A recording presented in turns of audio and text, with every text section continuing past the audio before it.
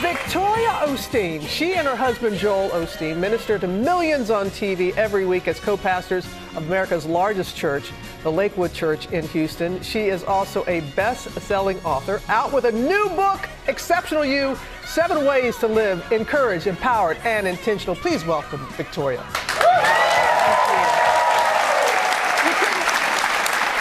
You couldn't hear we were playing Ain't No Mountain High Enough, Ooh. Ain't No Valley Low Enough. And that is what you are about. You tell people, and I love this, you begin with saying, live this truth today, you are exceptional. You really want people to know that and believe that. I want people to know that because they are exceptional. Mm-hmm. Everyone is exceptional, unique in their own way, on their own journey.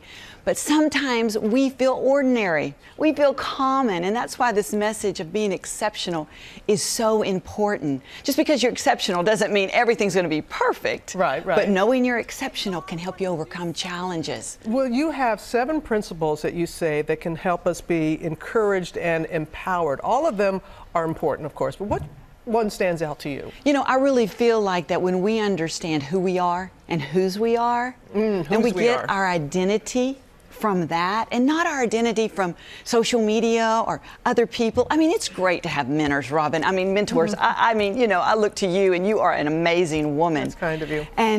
But you have to take that and then be your own unique self. Mm-hmm. You know, think about it. We all have a different fingerprint.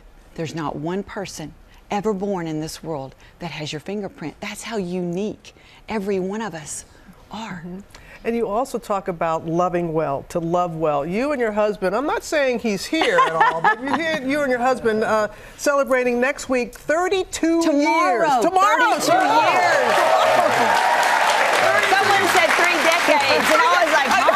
I know, but how have you managed for 3 decades to love well?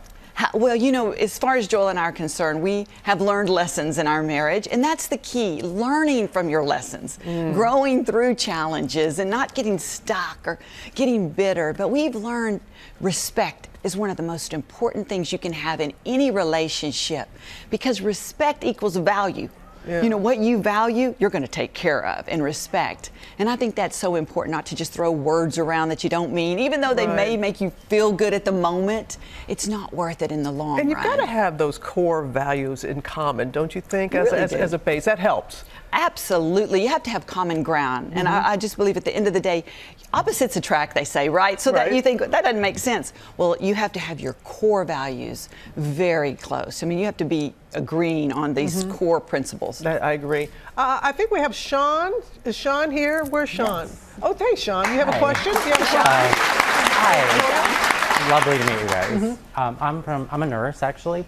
So I just wondered if you had any advice for how to deal with stress at work and when you get home.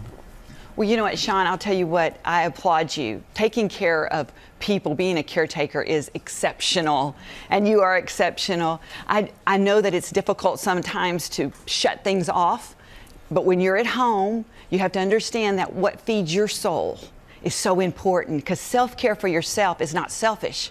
The better you are emotionally fed, then you can go out and make that difference that you're making, and you can do it with joy and gladness. So I would just remind you, taking care of yourself is not selfish. It's helping you help others. Yeah. And thank you for your work. Thank you for your work as a nurse, Sean. We appreciate that very much.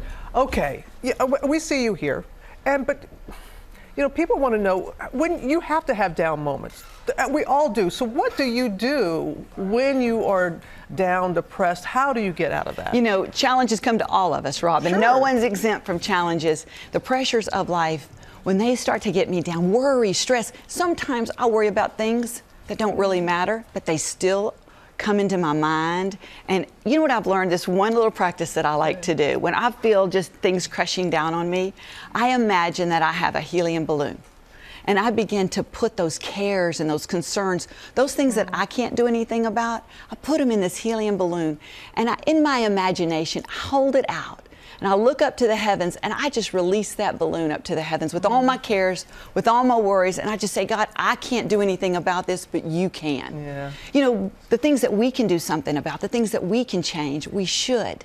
But there's many things that we can't do anything about. I have no control So I over. just give them to God. Vicki, I know we're running out of time, but thank you for that. But Vicki, I know that you have one. I want to make sure you get your question Hi, in. Victoria. My question is, what's your guilty pleasure? My guilty pleasure. Well, okay, my guilty pleasure would be to binge watch TV. Big ball of popcorn. I thought we had her, Vicki. I love those period pieces like Victoria, Downton Abbey. Joel just is like, no, not doing it, but lock that door and just binge. Victoria, thank you so much. Thank Joel, you. thank you for being here. Thank you. Exceptional You is in stores now. Our audience, you're all getting copy. You're all going to get a copy. Well, hey there, GMA fans. Robin Roberts here. Thanks for checking out our YouTube channel. Lots of great stuff here. So go on, click the subscribe button right over here to get more of awesome videos and content from GMA every day, anytime. We thank you for watching, and we'll see you in the morning on GMA.